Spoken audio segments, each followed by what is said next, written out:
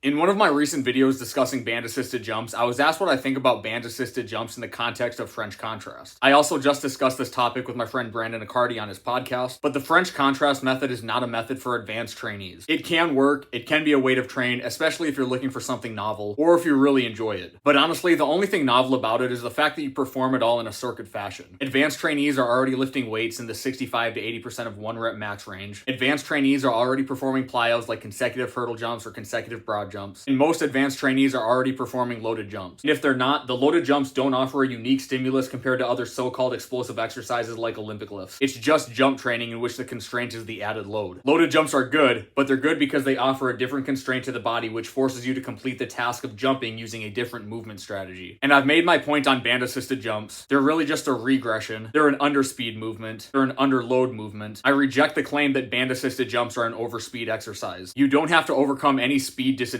when performing them. There's nothing demanding you to produce higher rates of force. And I'd even be willing to bet that rate of force is lower than when jumping at body weight, which of course we would need a force plate to measure and confirm that. But advanced trainees who are looking to continue driving strength, speed, or power adaptations need to experience a potent stimulus. This doesn't mean they need to experience a complex stimulus. They are best served with simple, straightforward tasks in which they can exert near maximal mental effort and not be interrupted from rep to rep or set to set. A French contrast circuit does the opposite of this. Performing 4 consecutive tasks that require vastly different motor demands makes this much harder to do. And I'm not saying French contrast is bad. I just actually think it's better suited for more intermediate trainees. Ones who can still get stronger, more powerful, or faster even when they split apart their mental effort from one exercise to another with vastly different demands. I'm also on record saying the French contrast is likely inappropriate for novice or beginner trainees. And I still think that is true, as novice trainees are best served by experiencing the lowest stimulus for the greatest adaptation. But the lowest stimulus for the greatest adaptation is still a pretty good rule of thumb for pretty much everybody. So those are just some more thoughts regarding French contrast and band-assisted jumps. Thanks for watching the video. I'll see you next time.